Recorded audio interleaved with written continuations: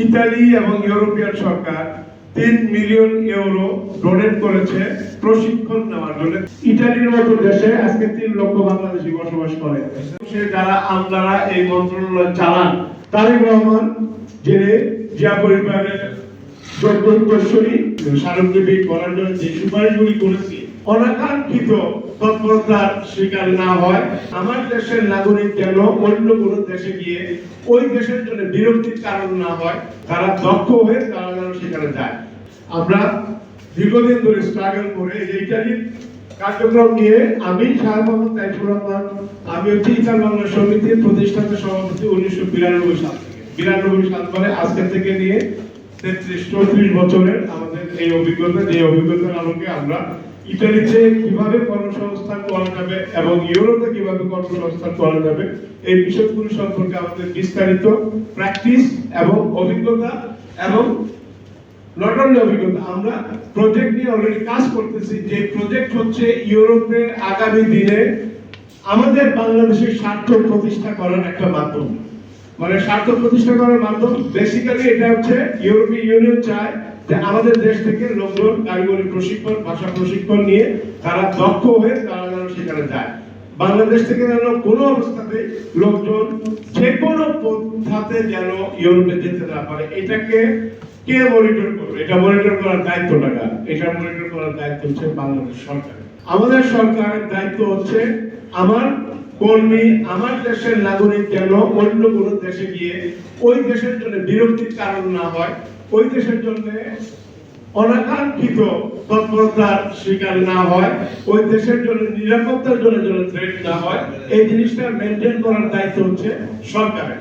আমরা যতগুলি প্রস্তাবনা এবং স্মারকলিপি করার জন্য যে সুপারিশগুলি করেছি, 2001 সাল থেকে আজকে 2025 বছর পরেও আজও এগুলি বাস্তবায়িত হয়নি। তারেক রহমান যিনি জিয়া পরিবারের যোগ্যশ্বরী, যার নেতৃত্বে আজকে আবার বাংলাদেশ ঐক্যবদ্ধ একটা সুন্দর সরকার গঠন করেছে মাত্র একদিন আগে। আমরা চাই যে আমাদের এই সরকার যেন এই ভ্যাকিউমগুলি, যেই বিগত দিনে যে কর্মকাণ্ডগুলি আমাদের সর্বশেষ যারা আমলারা এই মন্ত্রণালয় চালান, তারা ওই পাশে ইউরোপে কি চায়, মধ্যপ্রাচ্যে কি চায়, মালয়েশিয়া কি চায়, অস্ট্রেলিয়া কি চায়, আমেরিকা কি চায়, এই জিনিসটা তারা বোঝেন না। প্রবাসী কল্যাণ মন্ত্রণালয়ের মধ্যে আশা করবো আমরা যে এখন যেন আরো সেই ধরনের দক্ষ কোয়ালিফাইড লোকদেরকে সেখানে সম্পৃক্ত করা হয়। সবচেয়ে বড় কথা হলো যারা আমরা আজকে প্রবাসে বসবাস করছি, আমাদের মধ্যে যারা এই ধরনের কর্মকাণ্ড সাথে সম্পৃক্ত আছেন, তাদেরকে আমরা চাই যে আমাদেরকে প্রবাসী কল্যাণ মন্ত্রণালয়ের সংশ্লিষ্ট বিভাগের সাথে সম্পৃক্ত করা হোক এবং আমাদের মাধ্যমে এই কাজগুলি বাস্তবায়ন করার জন্য ব্যবস্থা নেওয়া হোক। এটা হচ্ছে আমাদের সরকারের কাছে একটা দাবি। ভোটের অধিকার দিলে তাহলে অবশ্যই আমাকে ভোটের অধিকার দিয়েছেন, আমাকে ভোট দেওয়ার সুযোগ দিতে হবে। আর দ্বিতীয় কথা হচ্ছে আমাকে খালি ভোট দেওয়ার সুযোগ দিবেন, আমার প্রতিনিধিকে। আমরা 1.5 কোটি প্রবাসী বসবাস করছি, আমাদের 1.5 কোটি মানুষের প্রতিনিধিটাকে, আমাদের 1.5 কোটি মানুষ তো আপনি আমার প্রতিনিধি আমি নির্বাচন করতে পারলাম না। এই নির্বাচন তো আমাকে প্রবাস থেকে আমাদেরকে ভোটে দাঁড়ানোর কোনো সুযোগ দেওয়া হলো না। ইতালির মতো দেশে আজকে 3 লক্ষ বাংলাদেশি বসবাস করে।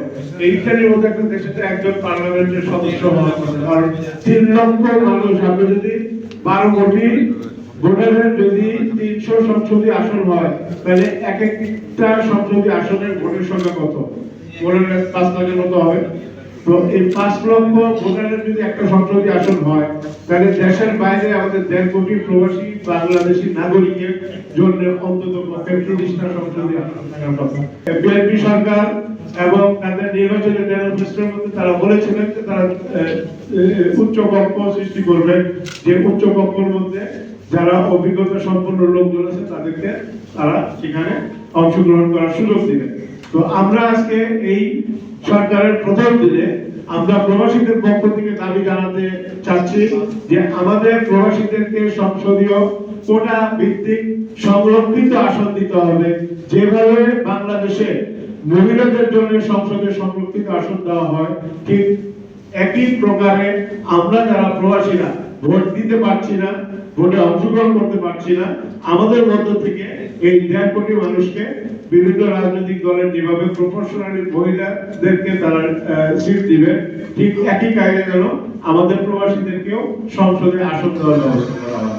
কিন্তু কর্মসংস্থান করতে পেরেছে তার বেশিরভাগটাই হলো স্ট্রাগলের ইতিহাস। তারা গেছে ঠিকই, কিন্তু তারা সেখানে যে তাৎক্ষণিকভাবে যে সুফলটা পাওয়া, যে কথাগুলি আজকে বলতে চাচ্ছি, যে সুফল পাওয়া, সুফলটা কি? যে যাওয়ার পরে চাকরি করা এবং বেতন পাওয়া এবং সে দেশে ইন্টিগ্রেট হয়ে যাওয়া। এমন কোন মানে শতকরা 90% বাংলাদেশি যারা ইন্ডিয়াতে গেছে তাদের জীবনটা বৈধভাবে যাওয়ার পরে স্ট্রাগল দিয়ে শুরু। কি তাদের কি করতে হয়েছে? তাদেরকে উল্টো আবার নতুন করে যাত্রা শুরু করেছে, অবৈধ হয়েছে, আবার নতুন করে স্ট্রাগল করে তাদেরকে আবার বৈধ হইতে হয়েছে। এই যে পরিক্রমাটা ইউরোপের, এই চিত্রটা কিন্তু যে টেন্ডেন্সিটা যে আমরা কোন রকমের যদি চলে যাই, কারণ আমার পাশের বাড়ির একজন গিয়ে ইটালিতে রাস্তার মধ্যে হকারি করতেছে, প্রতি মাসে 3 লক্ষ টাকা পাঠাচ্ছে, এবং আমার পাখির ঘর আছে সেখানে 5 তলা 10 তলা বিল্ডিং হয়ে গেছে। সুতরাং আমাদের যে কোনো মূল্যে ওখানে যেতে হবে এবং যে কোনো ভাবে যে কোনো মূল্যে আমাকে সেখানে বুঝতে হবে এবং আমাকে ডলার পাউন্ড রোজগার করতে হবে। এই যে আমাদের মধ্যে এই যে একটা টেন্ডেন্সি, এই টেন্ডেন্সির কারণে হচ্ছে কি আমাদের টোটাল বাংলাদেশ জাতির উপরে বিদেশি রাষ্ট্রগুলি একটা বিরাট ভাদর হচ্ছে, এবং তারা বাংলাদেশ থেকে আনস্কিল লোকজন যে কোনো মূল্যে যে কোনো ভাবে পৌঁছে দেওয়ার চেষ্টাটা, যেমন আমাদের ছেলেরা সাগর পথে প্রতিনিয়ত আপনারা খবর পান, পত্রিকার মধ্যে দেখা যায় সাগর পথের জীবন থেকে যাওয়ার জন্য লোকজন সাগর ডুবে মারা গেছে। এর শত শত ছেলে এইভাবে মারা গেছে।